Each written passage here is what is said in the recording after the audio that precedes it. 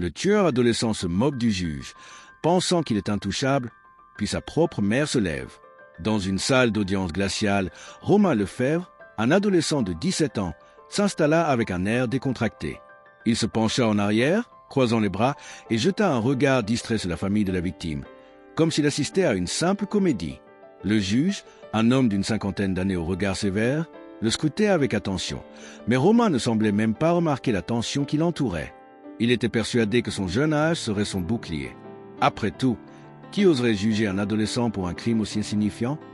La victime, Jean Dufresne, un homme de 45 ans, avait été poignardé dans sa propre maison lors d'un vol qui avait mal tourné. Romain avait pris plaisir à détruire la vie de cet homme, mais ce qui choquait encore plus était son comportement depuis son arrestation. Un sourire moqueur sur ses lèvres, il répondait de manière évasive aux questions de l'avocat de la défense, avec la certitude qu'il pourrait s'en sortir sans problème. Mais quelque chose dans l'air laissait entendre que ce procès ne se passerait pas comme prévu. Le procureur, maître Claire Moreau, s'adressait à la cour d'une voix calme, mais ferme. Elle expliqua la brutalité de l'assassinat, les circonstances dans lesquelles Jean Dufresne avait été tué. « Ce n'était pas un vol ordinaire, monsieur le juge, déclara-t-elle. C'était une démonstration de cruauté gratuite, un acte de violence d'un jeune homme qui a montré aucune pitié. » Elle fixa Romain avec insistance, espérant qu'il ressentirait au moins un frémissement de culpabilité. Mais l'adolescent semblait indifférent, comme un spectateur extérieur.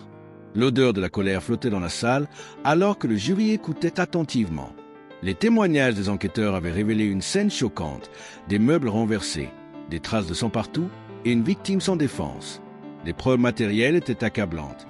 Pourtant, Romain restait impassible, un petit sourire sur le visage. Tout ça est exagéré, murmurait-il parfois à ses avocats.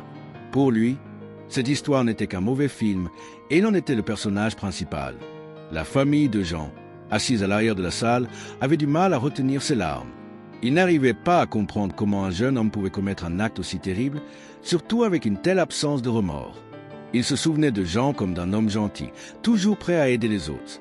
Il avait été père de 2 enfants et un mari dévoué. La perte était insupportable, mais ce qui les blessait encore plus était le comportement de l'assassin. Tu veux savoir comment cette histoire continue et découvrir tous les détails cachés? Abonne-toi dès maintenant et suis chaque étape de cette aventure avec nous. Les journalistes présents ne tardaient pas à rapporter le caractère insolent de Romain. Le jeune homme semblait se moquer ouvertement de l'importance du procès, riant parfois et chuchotant à ses avocats. « Je vais m'en sortir », se disait-il, persuadé que son attitude insouciante lui permettrait de manipuler l'opinion publique. Le juge, cependant, ne semblait pas disposé à laisser passer cet excès de confiance. Un vent de tension parcourait la salle alors que le procès avançait. La défense, menée par maître Paul Lefebvre, l'un des meilleurs avocats de la région, se préparait à plaider pour une réduction de la peine. « Mon client est jeune, il a grandi dans un environnement difficile », expliqua l'avocat. « Romain a fait une erreur, mais il mérite une seconde chance. » Cette plaidoirie, bien que pleine de compassion, sembla vide face aux actes irréparables commis. Pourtant, maître Lefebvre était confiant que la jeunesse de Romain jouerait en sa faveur. Le juge observa Romain avec une attention scrupuleuse. Il avait vu des cas similaires, des jeunes qui se croyaient invincibles, mais rarement avec une arrogance aussi flagrante. Le jeune homme ne cessait de se frotter les mains, ne prêtant aucune attention aux témoins qui défilaient. L'idée que l'adolescent puisse être jugé comme un adulte ne semblait pas l'effrayer. Au contraire, il semblait convaincu qu'il pourrait manipuler le système et en sortir indemne. À ce moment-là, une déposition surprenante allait bouleverser le cours du procès. Un témoin inattendu entra dans la salle d'audience, la mère de Romain. Elle avait été convoquée pour témoigner de l'enfance de son fils, mais personne ne s'attendait à ce qu'elle se lève, prête à briser le silence avec des mots qui changeraient tout. La famille de Jean, choquée, la regarda entrer, alors que Romain tourna son regard vers elle, un éclat de colère brillant dans ses yeux. La salle se tut instantanément. Romain se leva d'un coup, furieux, les poings serrés. « Tu ne vas pas me trahir » hurla-t-il, mais sa mère ne se laissa pas intimider. D'un pas décidé, elle se dirigea vers le banc des témoins. Elle savait que ce moment était crucial. C'était la dernière chance pour elle de dire la vérité, une vérité qu'elle avait longtemps ignorée, mais qui allait tout changer. La salle était plongée dans un silence lourd alors qu'Elisabeth Walker, la mère de Romain, s'avançait lentement vers le banc des témoins. Chaque pas semblait résonner comme un coup de tonnerre dans cette atmosphère déjà tendue. Son visage, marqué par la fatigue et la douleur, était empreint d'une tristesse que Romain n'avait jamais vue auparavant. Son regard croisa celui de son fils, mais ce dernier détourna les yeux, son visage se tordant de colère. Il ne comprenait pas pourquoi sa mère agissait ainsi. Il s'attendait à ce qu'elle prenne sa défense, comme elle l'avait toujours fait. Le juge, bien que surpris par l'intervention inattendue de la mère, lui donna la parole, son regard perçant attendant qu'elle prenne la parole.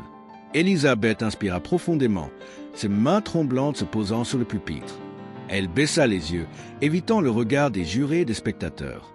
D'un ton qui se voulait calme, mais qui trahissait une profonde douleur, elle commença à parler. « Je suis ici pour dire la vérité, » dit-elle, sa voix se brisant. « La vérité sur mon fils, pas celle que vous voulez entendre. La vérité que j'ai ignorée pendant trop longtemps. » Les jurés, intrigués, se penchèrent légèrement en avant, se préparant à entendre une version des faits que personne n'attendait. Maître Claire Moreau, qui avait assisté à de nombreux procès, sentait que quelque chose d'important était en train de se dérouler. Élisabeth reprit la parole, son regard se dirigeant finalement vers son fils, les mots pesant lourdement sur ses lèvres. « Romain n'a pas été négligé, commença-t-elle. Il a été couvé, protégé, et pourtant, il est devenu ce qu'il est aujourd'hui. Je l'ai protégé de tout, même de lui-même. » Romain était figé sur place, les poings serrés, ses yeux brûlants de rage. C'était la première fois qu'il entendait sa mère prononcer de telles paroles. Chaque mot de sa mère semblait briser le mur qu'il avait si soigneusement érigé autour de lui. Il se leva brusquement de son siège, mais 2 gardes de sécurité le retinrent fermement. « Ne dis pas ça, hurla-t-il. Tu mens, tu n'as pas le droit. » Mais sa mère, sans lui accorder un seul regard, continua son récit, ses yeux fixés sur le juge. Et ce n'est que le début, la suite pourrait bien te surprendre encore plus. Abonne-toi dès maintenant pour ne rien manquer des prochains événements.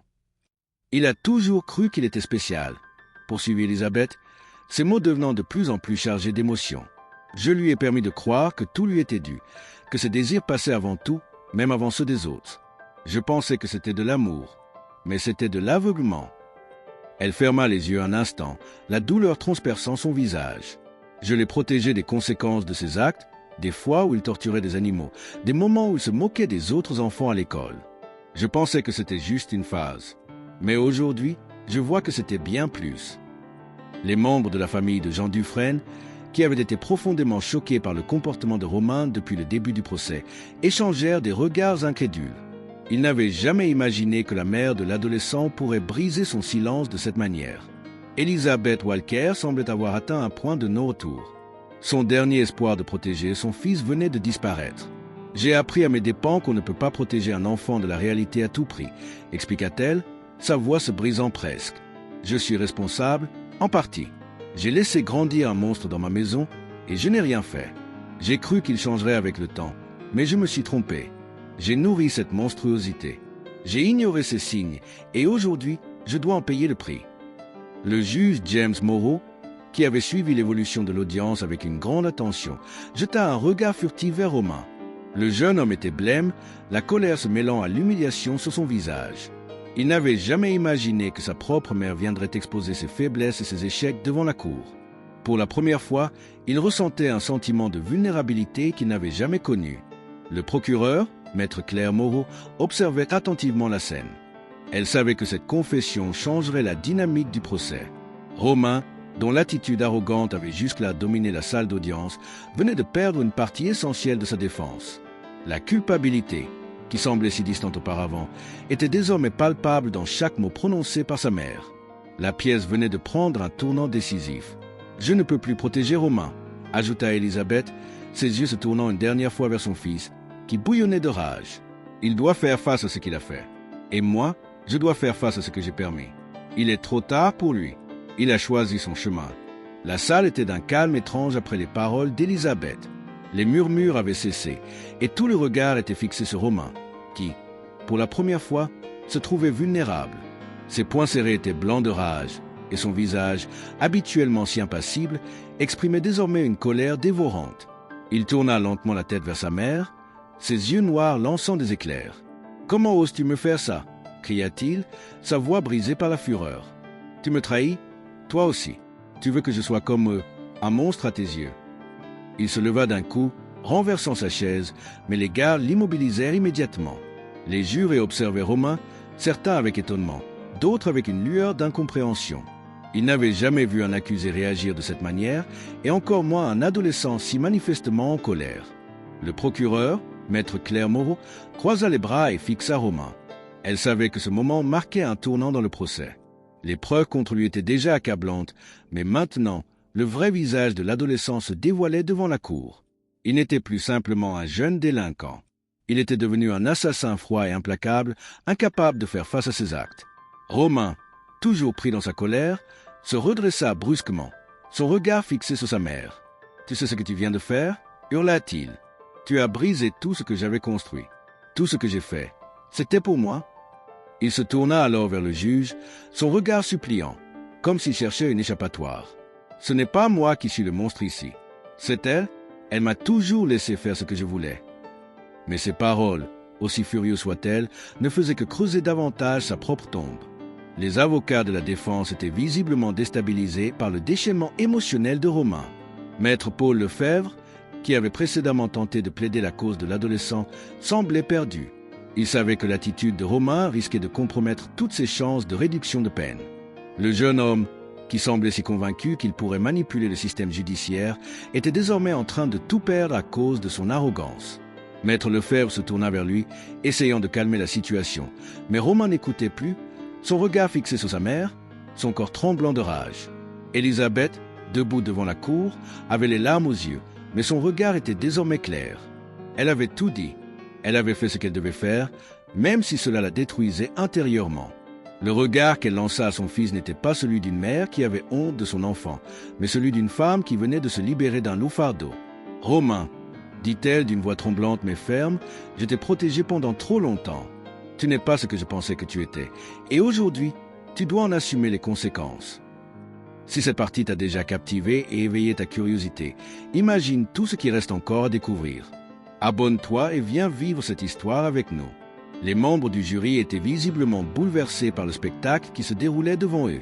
Certains jetaient des regards furtifs vers Romain, d'autres baissaient les yeux, incapables de supporter la tension.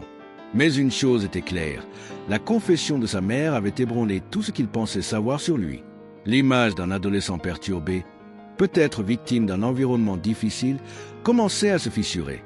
Le jeune homme, qui se croyait à l'abri, venait de perdre son dernier soutien, celui de sa propre famille. Le juge, quant à lui, semblait avoir perdu patience avec Romain. « S'il vous plaît, jeune homme, dit-il d'une voix froide et autoritaire, retournez à votre place. Ce spectacle de colère ne vous apportera rien. » Mais Romain n'écouta pas. Il se tourna vers sa mère et, d'une voix emplie de haine, il lança. « Tu vas regretter ça. Tu vas tous me regretter. » Ce n'était pas seulement une menace. C'était une promesse, une dernière tentative désespérée de reprendre le contrôle. Mais cette fois, il n'avait plus de pouvoir. Le juge, ayant vu suffisamment, donna un coup de marteau. « Assez !» cria-t-il, sa voix résonnant dans la salle d'audience. « Si vous ne pouvez pas vous contrôler, vous serez escorté hors de cette salle. » Les gardes s'avancèrent immédiatement, mais avant qu'ils ne puissent faire quoi que ce soit, Romain se rassit brusquement, ses yeux remplis de larmes de rage, mais son corps rigide comme une planche. Il savait qu'il ne pouvait plus rien faire. Le combat était perdu, et à cet instant, quelque chose changea dans sa tête. L'irrévocable vérité venait de le rattraper. Le procès venait de prendre une tournure dramatique. Et maître Claire Moreau, le procureur, savait qu'il ne restait plus beaucoup de temps pour convaincre le jury de la dangerosité de Romain.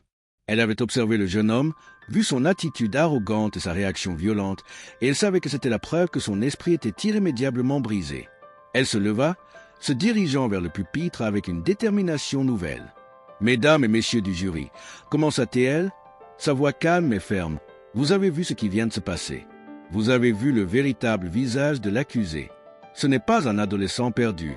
C'est un tueur, un monstre sans remords. » Elle marqua une pause, scrutant les jurés pour s'assurer que ses mots avaient l'impact désiré. Le silence dans la salle était lourd.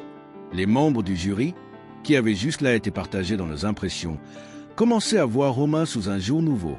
Maître Moreau poursuivit, détaillant chaque aspect du comportement de l'adolescent. Il a tué sans raison, sans pitié, et aujourd'hui encore, il ne ressent aucun remords. Il se cache derrière sa jeunesse, mais il ne faut pas oublier que ses actes étaient prémédités. Le froid calcul qui émane de lui est évident. Elle se tourna ensuite vers la défense, jetant un coup d'œil rapide à maître Lefebvre, qui était assis, les mains jointes devant lui, les yeux rivés sur la table. Il savait que l'argument de l'environnement difficile et de l'adolescence immaturée ne suffirait plus à défendre son client. Maître Moreau se tourna à nouveau vers le jury, accentuant ses propos. La victime, Jean Dufresne, a été brutalement tué, non pas dans un excès de rage passager, mais dans une attaque méthodique. Romain Lefebvre est le seul responsable de cette violence insensée. Il doit être jugé pour ce qu'il est, un criminel dangereux. Romain, assis à sa place, bouillonnait intérieurement. Il se sentait étouffé par la force de l'argumentation du procureur. Chaque mot qu'elle prononçait semblait l'atteindre directement, perçant la façade qu'il s'était construite. « Je vais la faire taire », pensa-t-il, serrant les poings sous la table. Mais même lui savait, au fond, que sa propre mère avait déjà tout exposé. Il avait perdu tout contrôle, et maintenant, le procureur ne faisait que lui enfoncer le clou. Ses espoirs de manipulation avaient été réduits à néant. Maître Moreau ne se laissa pas emporter par les provocations silencieuses de l'accusé. Elle enchaîna avec les preuves matérielles, les empreintes digitales retrouvées sur l'arme du crime, le sang de la victime retrouvé sur ses vêtements. Romain Lefebvre n'a pas agi par erreur. Il savait ce qu'il faisait, et il doit payer pour ses actes. Le fait qu'il soit encore capable de se comporter comme il le fait dans cette salle prouve qu'il est un danger pour la société. Aucun tribunal ne doit permettre à un tel individu de retrouver la liberté. Le procureur posa le dossier sur la table d'un geste solennel avant de se tourner vers le jury une dernière fois. « Je vous demande de ne pas vous laisser abuser par son âge, par les excuses qu'on essaie de vous vendre. L'accusé a pris une vie. Il doit être jugé comme un adulte. » Son regard se fit plus perçant alors qu'elle s'adressait directement au juré. « C'est maintenant à vous de décider. Et je vous demande de rendre un verdict qui mettra un terme à cette violence. Que la justice soit rendue. » Maître Lefebvre, qui n'avait cessé de chercher un moyen de répondre aux accusations, savait que l'affaire était désormais presque perdue. Il avait tenté de bâtir une défense basée sur l'enfance difficile de Romain, mais les témoins et les preuves physiques ne laissaient aucune place à la rédemption. Il prit une profonde inspiration, se préparant à contrecarrer les arguments du procureur avec sa propre stratégie, même si tout lui semblait déjà voué à l'échec. Ses mains tremblaient légèrement, mais il savait qu'il devait continuer s'il voulait sauver ce qui pouvait encore l'être. Maître Claire Moreau se leva d'un coup, un regard de détermination dans les yeux. Elle savait que ce moment était crucial. Le comportement de Romain dans la salle d'audience avait prouvé une chose, l'adolescent n'éprouvait aucun remords. Il était persuadé que sa jeunesse et son arrogance suffiraient à le sortir d'affaire. « Mesdames et messieurs du jury, commença-t-elle, sa voix calme et ferme, ce que vous venez de voir, c'est l'absence totale d'empathie. » Elle désigna Romain d'un léger geste. Cet homme a tué sans aucune raison valable et aujourd'hui, il ne ressent même pas le poids de ses actes. Les jurés écoutaient attentivement, certains déjà affectés par l'argumentation du procureur. Claire Moreau poursuivit, soulignant que l'absence de remords était bien plus qu'un simple signe d'immaturité. Romain Lefebvre a planifié ce meurtre. Ce n'était pas une impulsion passagère, mais un acte prémédité. Il a pris une vie et il doit être tenu responsable de cet acte odieux. Elle marqua une pause et se tourna brièvement vers le jury, ses yeux scrutant leur visage. « Ne vous laissez pas duper par son âge. Ce n'est pas un enfant, c'est un criminel. » Elle observa ensuite Romain avec intensité, sentant qu'il se tortillait sur son siège. Il s'était toujours vu comme intouchable, mais il commençait à comprendre que ce n'était plus le cas. Maître Moreau continua, sa voix se durcissant. « Les preuves sont accablantes. L'arme du crime, les traces de sang, et même les empreintes de Romain sur la scène du crime, tout pointe vers lui. » Elle s'avança un peu, renforçant son discours. Un adolescent peut commettre une erreur, mais ce qu'il a fait dépasse l'erreur. C'est un acte de cruauté pure. Romain serrait les poings sous la table, ses dents serrées. Il voulait crier, s'enfuir, mais il savait que cela ne ferait qu'aggraver les choses. Il ne faut pas se laisser berner par ses apparences, insista le procureur. Son comportement aujourd'hui dans cette salle en dit long sur l'homme qu'il est devenu. Elle le regarda, impitoyable. Romain Lefebvre est un danger pour la société, et il doit être jugé comme tel. Le regard de Maître Moreau s'intensifia. Elle avait désormais l'attention complète du jury. « Je vous demande de rendre un verdict qui protège nos enfants, un verdict qui envoie un message clair, » déclara Maître Moreau, sa voix pleine de conviction. La justice doit être rendue et elle doit l'être sans pitié. L'argument de son âge ne peut pas effacer la gravité de son acte. Elle fit une pause, cherchant à laisser le poids de ses mots pénétrer les esprits. Si nous laissons un meurtrier se cacher derrière sa jeunesse, nous envoyons un mauvais message à toute la société. Elle pointa Romain du doigt. Ce garçon a tué. Il doit être traité comme un adulte. Elle se tourna ensuite vers le jury, cherchant à capter chaque regard. Romain Lefebvre se permit de prendre une vie précieuse, sans aucune justification. Il doit en payer le prix. La victime, Jean Dufresne, n'a pas eu le temps de demander pardon. Il n'a pas eu l'occasion de s'expliquer. Pourtant, Romain se tient ici, indifférent. Ses yeux se durcirent. C'est à vous maintenant de décider de la peine qu'il mérite. Les mots de maître Moreau étaient comme une lame tranchante, perçant l'armure de Romain. Il était impuissant, sentant la salle d'audience se refermer autour de lui. Chaque déclaration du procureur renforçait le poids de la culpabilité qui pesait sur ses épaules. Il ne pouvait plus nier ce qu'il avait fait. Il n'est plus question de comprendre, poursuivit-elle, mais de punir. Elle s'arrêta un instant pour laisser son discours faire son effet. Romain doit être jugé pour le meurtre qu'il a commis. Ce n'est pas un accident, c'est un crime. Maître Lefebvre, l'avocat de la défense, essayait de calmer la situation, mais il savait qu'il avait perdu du terrain. La tactique de maître Moreau était implacable. Romain, toujours immobile, sentait que son monde s'effondrait. Le procureur finit par conclure: ce procès n'est pas seulement pour rendre justice à Jean Dufresne, c'est aussi pour envoyer un message à ceux qui croient pouvoir se jouer du système. Elle se tourna une dernière fois vers le jury. Ne laissez pas l'arrogance de Romain l'emporter. Faites ce qui est juste. Le silence dans la salle était lourd. Tous les regards étaient maintenant tournés vers le jury. Romain, qui pensait être invincible, se rendait compte que son arrogance ne le sauverait pas. Maître Moreau avait posé la dernière pierre de l'édifice et la défense avait déjà perdu de son pouvoir. Le verdict semblait désormais inévitable. Lorsque Maître Paul Lefebvre se leva enfin, il savait que son travail était devenu beaucoup plus compliqué. Il s'était préparé à plaider en faveur de l'adolescent, mais les mots de Maître Moreau avaient fait vaciller son argumentation. La défense qu'il avait construite, basée sur la jeunesse de Romain et un passé difficile, semblait maintenant insuffisante face à la brutalité de l'assassinat. Il se tourna vers le jury, un air grave sur le visage, et commença à parler d'une voix calme. « Mesdames et messieurs du jury, il est difficile de comprendre comment un jeune homme comme Romain a pu commettre un tel acte, dit-il en fixant le groupe de jurés. Il marqua une pause avant de poursuivre, essayant de rallier la sympathie du jury en soulignant l'aspect humain du procès. Romain est un enfant. Il a grandi dans une famille où les ressources étaient limitées, où les conflits familiaux étaient nombreux. Mais ces mots semblaient vides. L'effet de son discours était atténué par le contraste avec les preuves accablantes de l'accusation. Oui, il a agi de manière violente, mais cela ne signifie pas qu'il est irrémédiablement mauvais. Il n'est pas un monstre, insista-t-il, bien que son ton ait perdu de sa force. Les jurés semblaient partagés.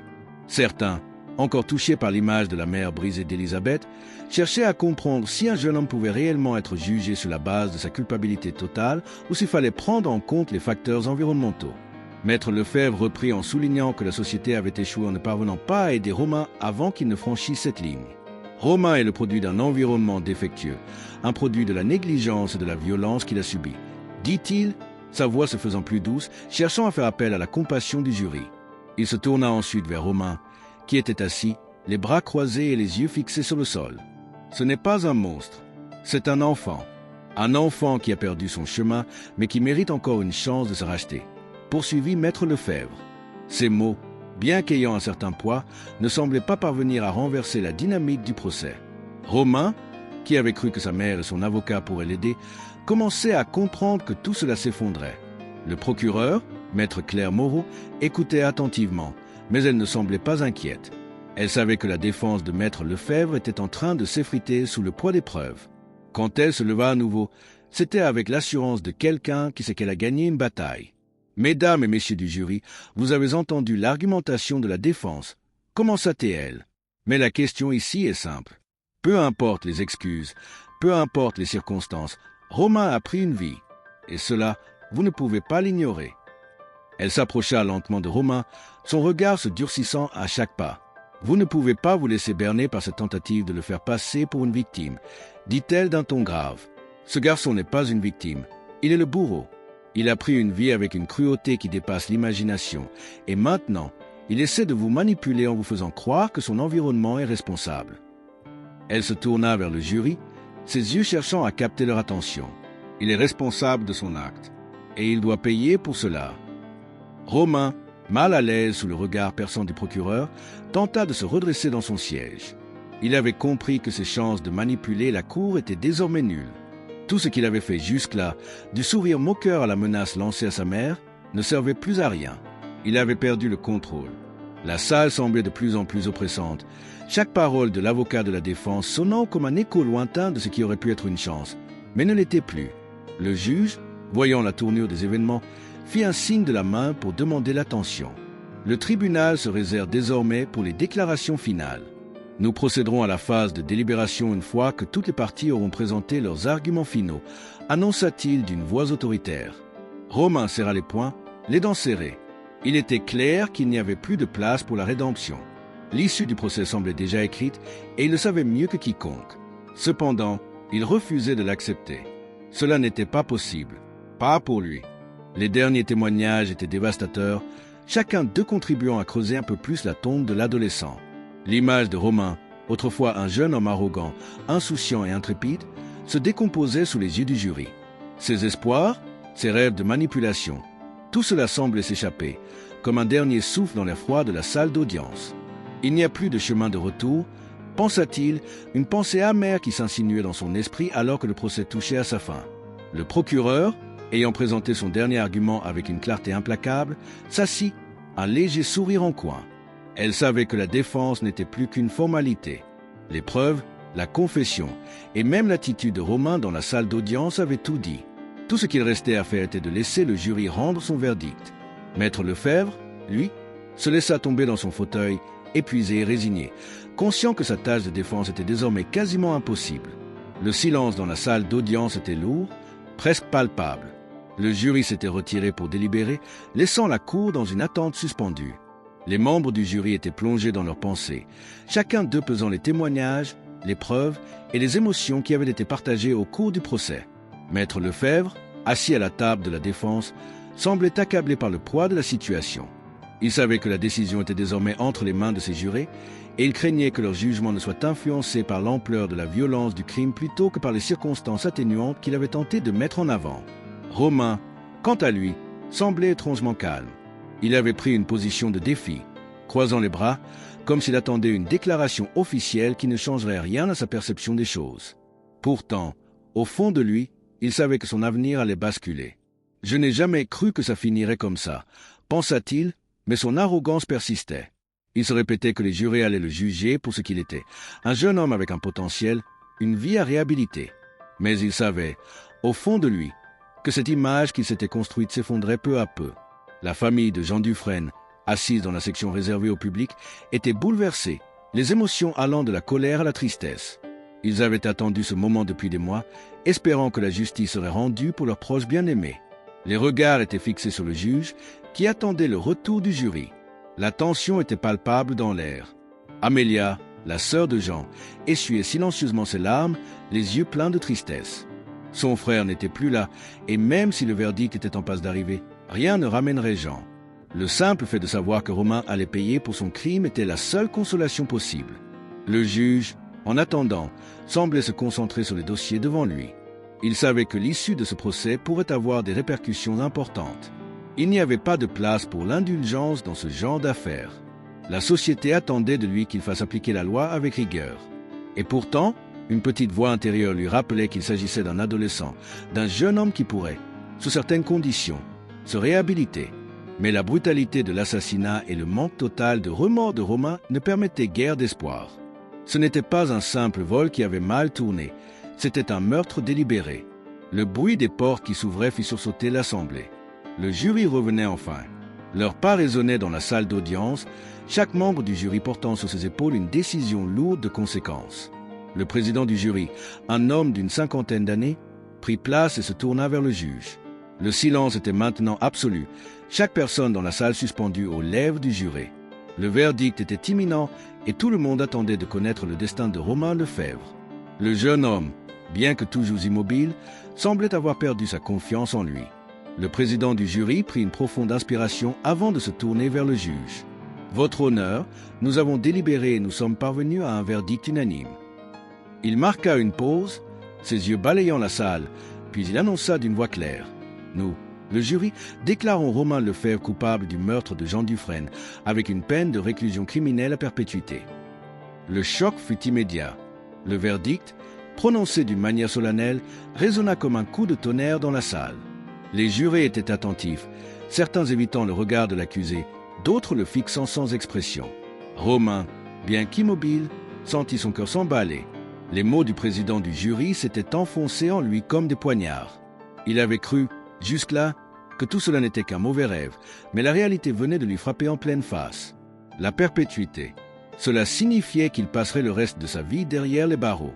L'adolescent avait l'impression que ses espoirs s'étaient évaporés, balayés d'un seul coup.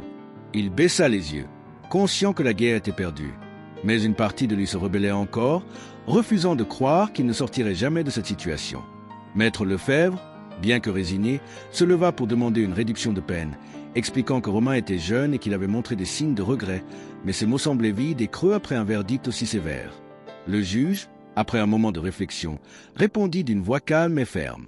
Le tribunal a pris en compte toutes les circonstances, mais le crime commis par l'accusé était d'une gravité extrême. Aucun geste de rédemption n'a été observé, et c'est pourquoi le verdict ne pourra pas être révisé. Le juge se tourna alors vers Romain, qui, pour la première fois, semblait véritablement accablé par la situation. Romain, sans un mot, se leva finalement, les policiers l'entourant pour le conduire hors de la salle. Ses yeux étaient vides, son esprit en tourmente. Il n'arrivait pas à comprendre comment tout cela était arrivé. Lui qui avait cru qu'il pouvait manipuler le système, il se retrouvait désormais prisonnier de ses propres choix. Le tribunal se vida peu à peu, mais la tension resta palpable.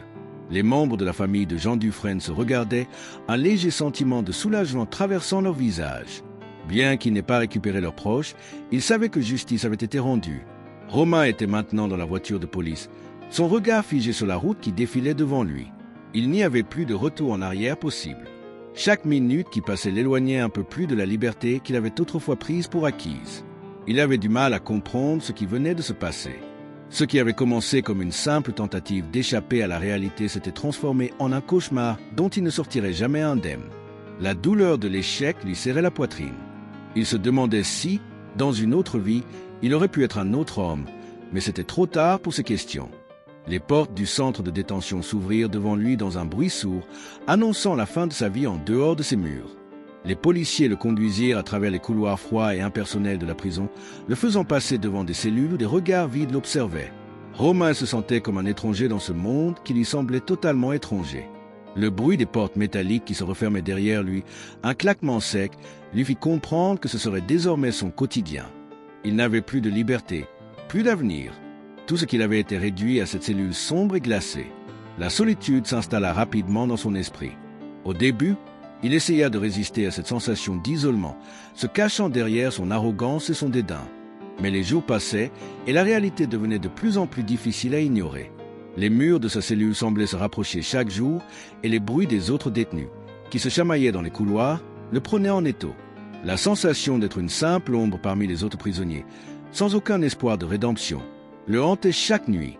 La fierté qu'il avait jadis portée s'éteignait peu à peu, remplacée par un vide grandissant. Les jours qui suivirent le verdict furent un tourbillon de nouvelles formalités administratives. Romain fut affecté à une cellule individuelle, loin des autres, mais cela ne lui apporta aucune paix. Chaque jour, il devait faire face à ses pensées, à l'ampleur de la réalité qu'il avait rattrapée. Il avait perdu son arrogance. La prison n'était pas un lieu où l'on pouvait se cacher derrière des mensonges ou des illusions. Il y avait des règles et elle n'était pas favorable à quelqu'un comme lui. Ses rêves de sortir un jour, de reprendre sa vie, s'étaient évaporés avec la sentence de la perpétuité. Romain pensa alors à sa mère. Il se souvint de ses derniers mots, de la douleur qui se lisait dans ses yeux lorsqu'elle avait brisé le silence. Elle avait avoué qu'elle l'avait protégé bien trop longtemps et il n'avait pas pu lui pardonner. Mais, dans ce silence de la cellule, il se rendit compte qu'il n'avait plus le droit de lui en vouloir. Elle avait tout fait pour lui. C'était lui, finalement, qui s'était perdu. La culpabilité se glissa dans ses pensées, mais il tenta de la repousser. Il n'était pas prêt à affronter cette réalité. Pas encore. Les mois passèrent, et Romain s'adapta lentement à sa nouvelle vie, mais il ne trouvait aucune forme de paix intérieure. Il passait ses journées à regarder à travers les barreaux de sa cellule, observant le monde extérieur qu'il ne verrait plus jamais. Il avait l'impression d'être un spectateur de sa propre vie, un personnage dans un film tragique. Il essayait parfois de parler aux autres détenus, mais la plupart d'entre eux se tenaient à distance. Il sentait que quelque chose chez lui était différent, que sa présence était marquée par une arrogance qu'il ne pouvait abandonner, même ici. Il se souvint alors des mots de son avocat qui avait tenté de lui faire comprendre qu'il fallait se repentir, changer et montrer des signes de réhabilitation. Mais Romain n'avait jamais cru à tout cela. « Pourquoi changer ?» se disait-il. « Je n'ai rien à prouver à personne. » Mais dans le silence de sa cellule, ces mots perdaient leur sens. Peut-être qu'au fond de lui, il savait que seul un véritable changement de cœur pouvait le libérer de cette douleur. Mais il n'était pas encore prêt à accepter cette vérité. Les premières semaines de prison avaient été un choc. Mais avec le temps, Romain commença à comprendre qu'il devait apprendre à survivre. Il avait toujours pensé que la vie était une question de pouvoir, de manipulation. Mais ici, dans ce monde clos, il n'y avait plus de place pour ces stratégies. La survie passait par l'adaptation, l'acceptation de ce qui était devenu sa réalité. Ce n'était pas facile, bien sûr, mais il n'avait plus d'autre choix que de se plier aux règles de ce nouvel univers. L'isolement et la lente prise de conscience de son propre échec le marquaient à chaque instant. Un jour, Romain eut l'occasion de rencontrer un psychologue de la prison, un homme calme et mesuré qui lui proposa des séances de rééducation. Romain était réticent au début, mais au fur et à mesure des rencontres, il se rendit compte que cet homme ne cherchait pas à le juger, mais à comprendre qu'il avait poussé à commettre un acte aussi horrible. La rééducation, disait le psychologue, était une étape nécessaire pour qu'il puisse un jour envisager une réinsertion, même si cela semblait bien lointain. Romain commença à parler de son passé, de ses frustrations, de la manière dont il avait toujours été trop protégé. Mais au fond de lui, il n'était toujours pas sûr d'être prêt à changer. Les mois se succédaient et Romain continua son chemin solitaire à l'intérieur de la prison. La vie dehors semblait si lointaine, comme un souvenir d'un autre monde. Mais une petite partie de lui, même si elle était noyée sous la colère et la déception, savait qu'il devait affronter ses démons. Ce n'était pas le système judiciaire qui le condamnait à vie, mais lui-même. Et peut-être, un jour, pourrait-il comprendre ce que sa mère avait essayé de lui dire. Mais pour l'instant, tout ce qu'il pouvait faire, c'était survivre à cette vie qui lui avait été imposée. Les mois qui suivirent le verdict furent les plus difficiles de la vie de Romain. Le quotidien en prison, austère et monotone, commençait à lui peser lourdement. Il n'était plus l'adolescent arrogant qu'il avait été, ni le jeune homme qui croyait pouvoir manipuler le système à son avantage. Chaque jour, il était confronté à la réalité brutale de ses actions. L'isolement, le silence et la lente érosion de son esprit par la solitude lui permettaient enfin de réfléchir à tout ce qu'il avait perdu, sa liberté, sa famille et surtout la vie d'un homme qu'il avait tué sans raison valable. Les séances avec le psychologue, bien que lentes et souvent inconfortables, commencèrent à avoir un impact sur lui. À chaque entretien, Romain se retrouvait face à une vérité qu'il avait longtemps ignorée.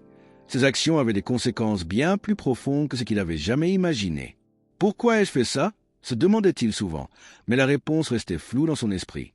Le simple fait de poser cette question marquait pourtant un début de prise de conscience, quelque chose qu'il n'avait jamais voulu admettre.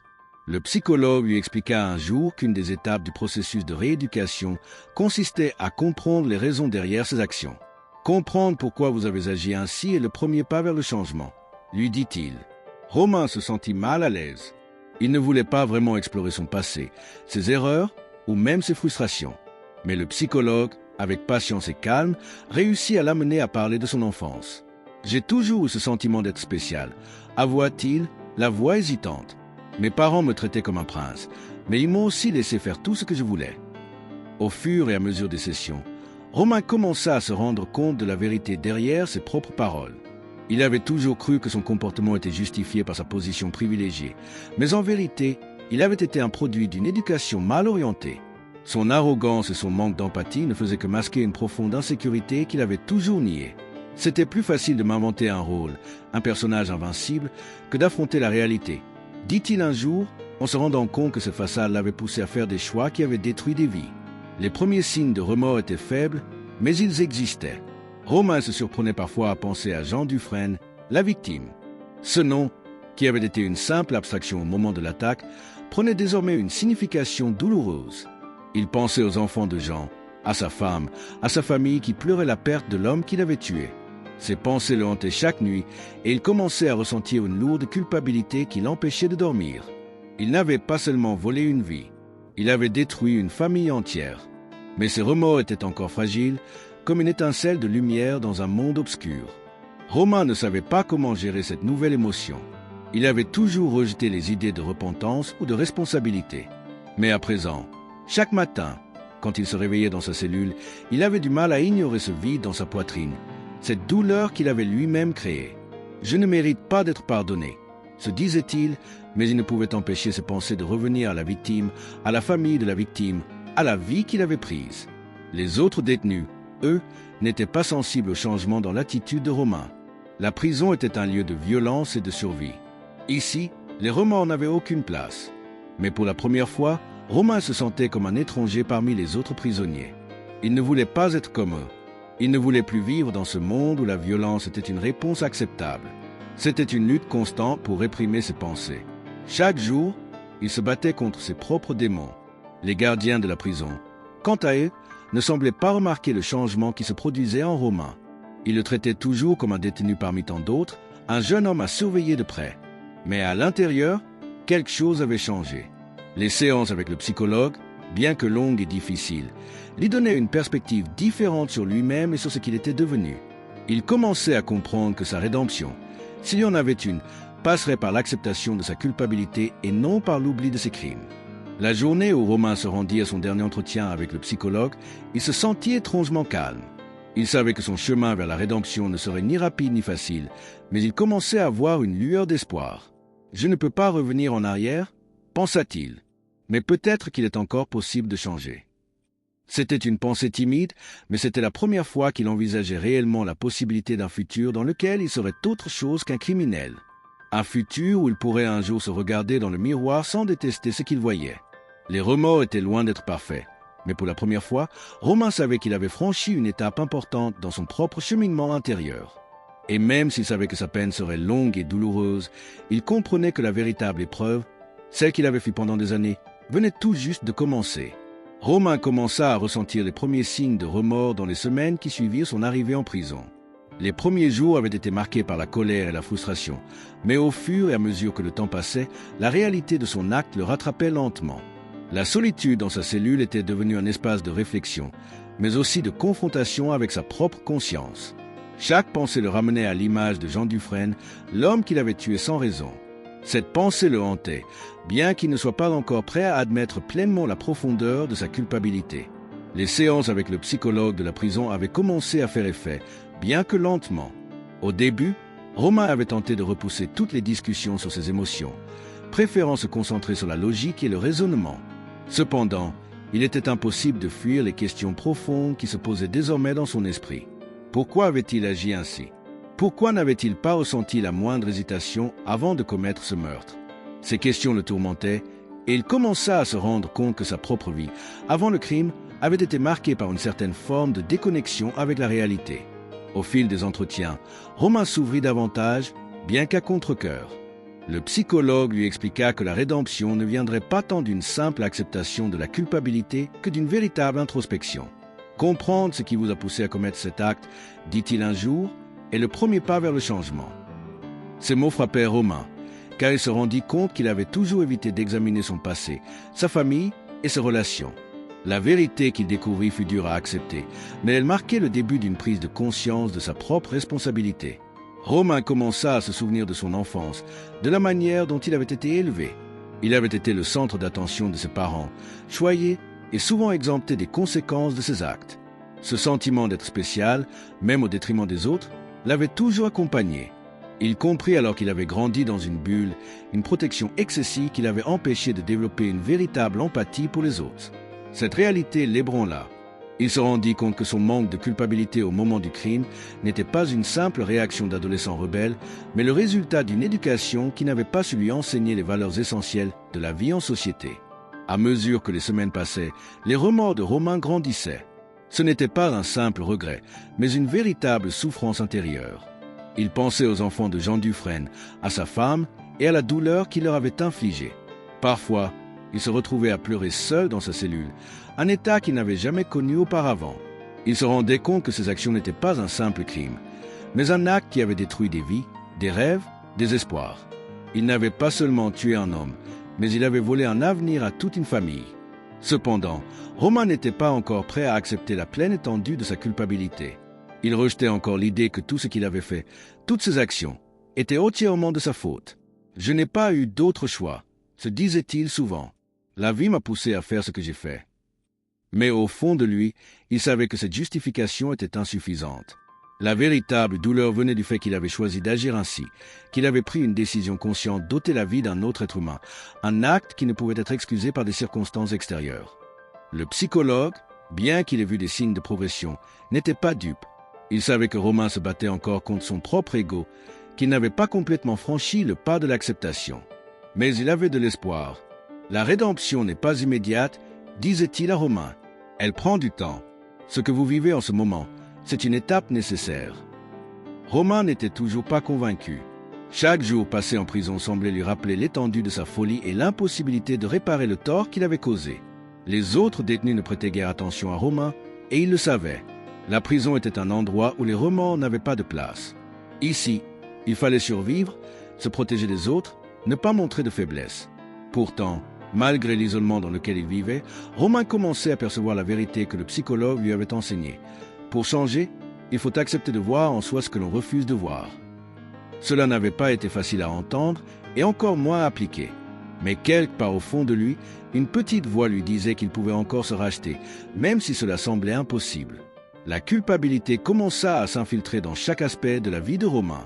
Le moindre souvenir de Jean Dufresne, de sa famille, de sa vie avant ce crime, devenait une douleur constante. Il n'avait plus de place pour la fuite. Les autres prisonniers semblaient vivre dans un monde parallèle, totalement indifférent à la souffrance des autres. Mais Romain, lui, ne pouvait plus ignorer la réalité. Il savait qu'il ne pourrait jamais effacer ce qu'il avait fait, mais l'idée de se reconstruire, de tenter un jour de se racheter, commençait à germer en lui. Dans les mois suivants, Romain commença à se concentrer davantage sur son avenir en prison. Il savait que sa vie à l'extérieur n'était plus qu'un rêve lointain. Mais au moins, dans cet environnement où il ne pouvait plus fuir, il était confronté à ses erreurs. L'idée de rédemption semblait encore floue, mais il ne pouvait plus ignorer l'appel de la responsabilité. Ce n'était pas un chemin facile, ni rapide, mais pour la première fois depuis son crime, il pensait qu'il pourrait, peut-être, trouver une manière de se pardonner à lui-même. Les mois s'écoulaient lentement pour Romain, mais un changement subtil se produisit en lui. La douleur de la culpabilité ne s'estompa pas, mais elle devint un compagnon constant, l'incitant à se remettre en question chaque jour. Il avait commencé à comprendre que la rédemption n'était pas une question de pardon facile ou d'excuses, mais un long chemin semé d'obstacles. Chaque nuit, ses pensées tournaient autour du même sujet. « Qu'ai-je fait ?» Cette question devenait son obsession, la clé de son processus de transformation intérieure. Il avait appris à vivre avec ses erreurs, mais le fardeau restait lourd. La solitude de la prison, loin d'être un refuge, le forçait à faire face à sa propre existence. Il n'y avait plus de distraction, plus d'échappatoire. Les relations superficielles avec les autres détenus ne comblèrent jamais le vide qu'il ressentait. Romain se retrouvait souvent à contempler les murs de sa cellule, à réfléchir sur ses choix. Il se demandait si, un jour, il pourrait ressentir autre chose que cette douleur omniprésente, cette honte qui l'accompagnait partout. Les séances de thérapie continuaient, mais Romain était désormais plus ouvert à l'idée de changer. Il n'essayait plus de justifier ses actes, comme il l'avait fait au début. Le psychologue l'aidait à comprendre qu'il n'avait pas simplement volé une vie, mais qu'il avait détruit l'espoir de toute une famille. Il se souvint des mots de sa mère, ce qui l'avait frappé si durement. « Tu n'as pas seulement tué quelqu'un, tu as volé un avenir. » Ces paroles résonnaient encore dans son esprit. Il avait été un garçon gâté, incapable de comprendre la valeur d'une vie avant de la prendre. Les relations avec les autres détenus ne changèrent pas, mais il commença à se détacher d'eux. Romain ne voulait plus être un simple survivant dans cet environnement. Il aspirait à quelque chose de plus. Il commença à lire des livres, à s'intéresser à des sujets qu'il n'avait jamais abordés auparavant. La lecture lui offrait une échappatoire temporaire, un moyen de se plonger dans un autre monde, mais aussi un moyen de comprendre mieux le sien. Il commença à lire des ouvrages sur la psychologie humaine, sur le bien et le mal, sur la rédemption. Il se rendit compte que la rédemption n'était pas un concept abstrait. C'était un travail quotidien, une lutte contre ses propres démons. Chaque jour, il devait faire face à ses erreurs et à leurs conséquences. Romain n'était plus l'adolescent insouciant qu'il avait été, mais un homme, même dans cette prison, qui cherchait à comprendre le mal qu'il avait causé. Cependant, cette prise de conscience était également douloureuse. Les remords qui naissaient dans son cœur ne faisaient que rappeler l'ampleur de son crime. Dans ces moments de solitude, Romain pensait souvent à sa mère. Il se souvenait de ses gestes protecteurs, de son amour indéfectible. Mais il comprenait maintenant que cet amour l'avait enfermé dans une cage, l'empêchant de voir la réalité. Elle l'avait trop protégé, trop choyé, et il en avait profité. Maintenant, il lui en voulait d'avoir permis qu'il devienne ce qu'il était, mais il savait au fond de lui que la culpabilité qu'il ressentait était la sienne. Il avait détruit la vie de Jean Dufresne et brisé le cœur de sa famille, mais il avait aussi brisé celui de sa mère. Au fil du temps, Romain commença à développer un sentiment de honte envers ses actions. Cette honte ne venait pas seulement de la réprobation des autres, mais de sa propre perception de lui-même. Le jeune homme qu'il avait été, arrogant et sûr de lui, avait disparu. À sa place tenait un homme brisé, plein de regrets et de doutes. Il savait que la société ne lui pardonnerait jamais, mais la véritable question qu'il se posait désormais était: pourrait-il se pardonner à lui-même? Cette question, bien plus complexe, le tourmentait jour après jour. Le changement n'était pas rapide. Romain n'avait pas la prétention de croire qu'il pourrait effacer la douleur qu'il avait causée. Mais peu à peu, il commença à comprendre que la rédemption ne signifiait pas forcément une réinsertion dans la société. Parfois, la rédemption pouvait simplement signifier accepter ses erreurs et chercher à ne plus les répéter. Il savait que son passé serait toujours avec lui, que ses actions marqueraient son existence à jamais, mais il apprenait petit à petit à vivre avec cette réalité. L'idée d'un avenir différent semblait lointaine. Les journées en prison étaient longues et monotones, mais chaque petit pas qu'il faisait vers une prise de conscience plus profonde était une victoire. Il ne pouvait pas changer ce qu'il avait fait, mais il pouvait changer la manière dont il réagissait face à cette culpabilité.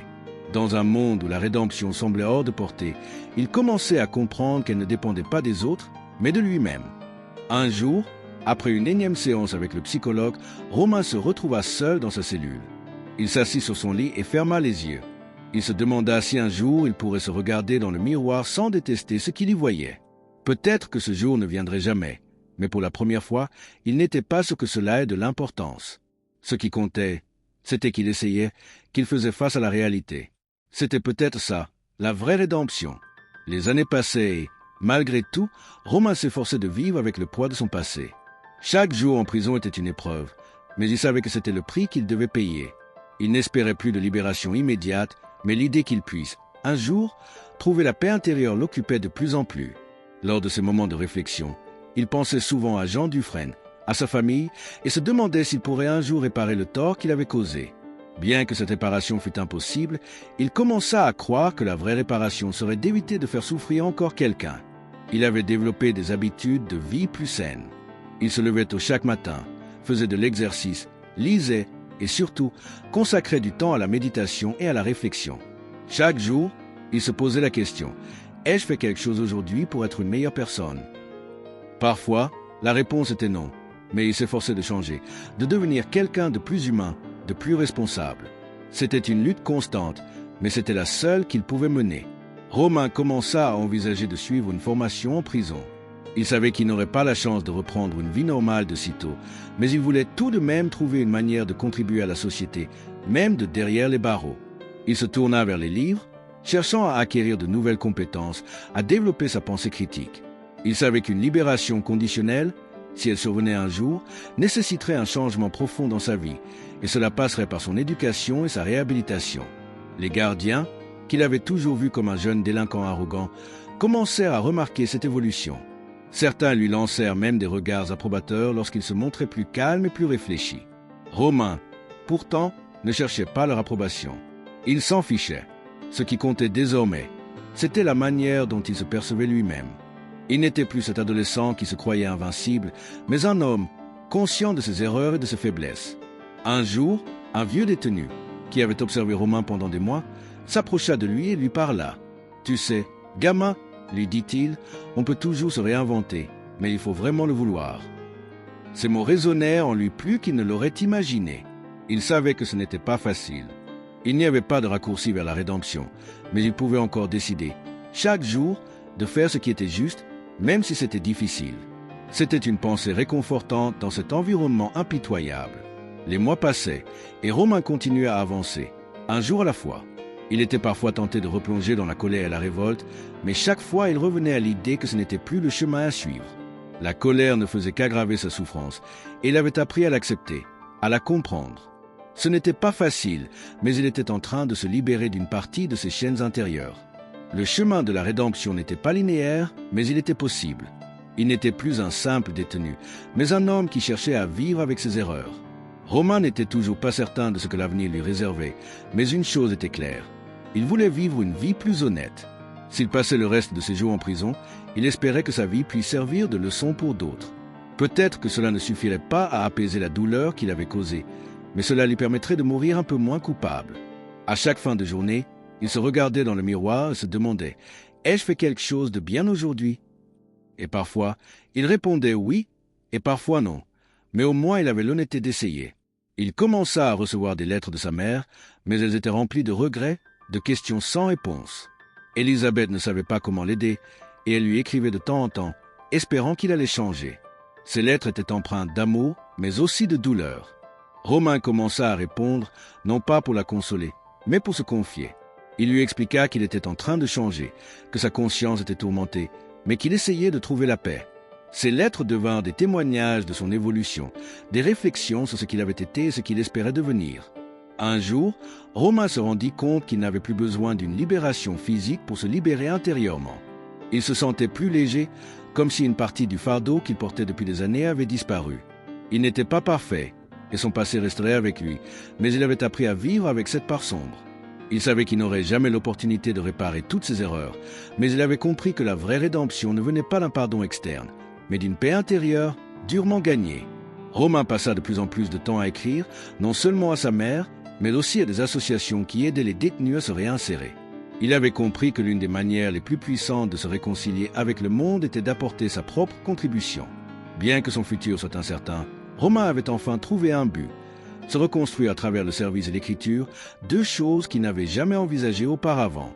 Il avait l'espoir que peut-être, un jour, sa propre histoire pourrait être celle d'un homme qui avait, enfin, appris à se pardonner.